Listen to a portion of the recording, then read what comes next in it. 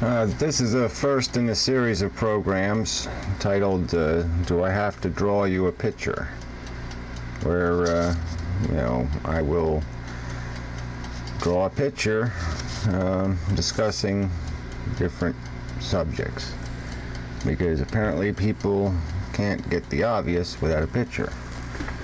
But that's really not it. I'm just making sort of fun of the, drawing you a picture concept and the idea that ideas can be represented in different ways, and it really is all about perception, perspective. So anyway, this first show will be on the subject of the meaning of life, and life means different things to different people. Everybody has their own perspective. We all start off the same way, and somehow through our experience, through our conditioning, through living, we all acquire a very different perspective. And depending on who you are, where you're brought up, where you're raised, how you're raised, you're going to see life differently. And it's maybe it's arrogant for me to think I know the truth, but I'm not the only one. Lots of people think they have the truth, and there's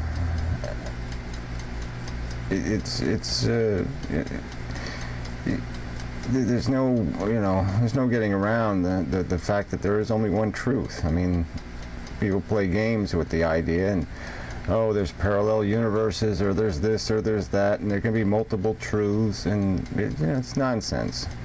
I mean, I guess I'm defying their conception of the universe by even arguing that there is no option of dual, contrary truth. I mean, so much of truth too is defined by the very language we use. I mean, we're using words created in a language context to describe or define different aspects of what life is, or what something is, and even that concept has a flaw because the language is limited. I mean, you can't describe everything in words. I do at least complete justice to it in words. There are things that are more complex than that, and so, but anyway, if you're gonna presume that there's ways, like if I said water was wet, it's a truth. It's not debatable. It's not something you can argue with, because we've actually invented the word wet to describe what water is. So there's no dual or other universe where that truth isn't a truth anymore. It's just a fact, and it can be stated as such. I think quite legitimately. So let's try to go a little further. Let's deal with the truths that aren't as obvious as water being wet, at least obvious to most people. Personally, I don't believe in supernatural beings, supernatural creation. It just the logic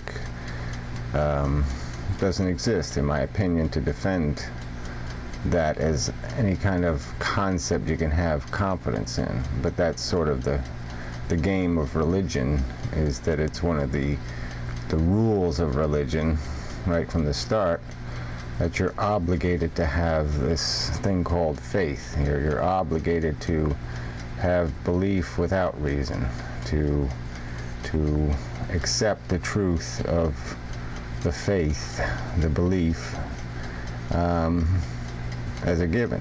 You know, you don't need it to be reasonable or rational. You don't need to follow any of the rules that you establish for any other belief you might have.